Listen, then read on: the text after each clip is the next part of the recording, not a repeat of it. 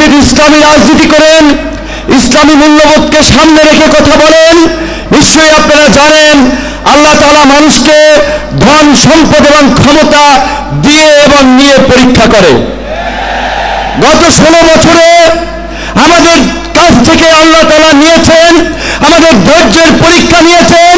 আমরা সেই পরীক্ষায় উত্তীর্ণ হয়েছি বলেই আমাদেরকে এই রহমতের জুলাই উপহার দিয়েছিলেন।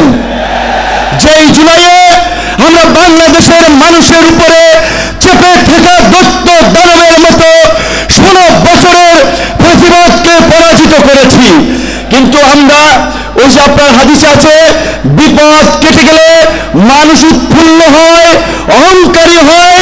তাই আমরা দেখতে পাচ্ছি এই গণ অভ্যুত্থানে আমাদের অংশীজনেরা, মজলুমরা আজকে উৎফুল্ল অহংকারী হয়ে জালিম হয়ে উঠছে। তাই আপনাদেরকে মনে করিয়ে দিতে চাই, আমরা যদি সীমা লঙ্ঘন করি শেখ হাসিনার মতো, আল্লাহ পাকও কিন্তু আমাদেরকে ছাড় দিবেন না। আজকের যেই ছাত্র জনতার সংগ্রামের মধ্য দিয়ে যেই রক্ত এবং প্রাণের বিনিময়ে আমরা ঐতিহাসিক পরিবর্তন পেয়েছি, এই পরিবর্তনকে টেকসই করার জন্য আজকে বাংলাদেশের মানুষ যে শাসনতান্ত্রিক এবং সরকার ব্যবস্থার পরিবর্তনের আওয়াজ উঠিয়েছে, সরকারকে বলতে চাই সেই শাসনতান্ত্রিক ব্যবস্থার মৌলিক পরিবর্তন না করে আপনারা নির্বাচনের দিকে হাঁটবেন না। নির্বাচনের আগে সমস্ত রাজনৈতিক দল যেন নির্বিঘ্নে প্রচারণা করতে পারে, নিরপেক্ষ একটি প্রশাসনিক এবং রাষ্ট্র ব্যবস্থা থাকে, সেই লেভেল প্লেইং ফিল্ড নিশ্চিত করতে হবে, যেটা আজকের এই সমাবেশের একটি দাবি। একই সাথে আমরা বলতে চাই, গত এই 11 মাস ধরে স্থানীয় সরকারের কোন জনপ্রতিনিধি নেই, মানুষের একটা চরম ভোগান্তি। তাই অনতিবিলম্বে স্থানীয় সরকার নির্বাচনের মধ্য দিয়ে জনগণের এই দুর্ভোগ লাঘব করেন।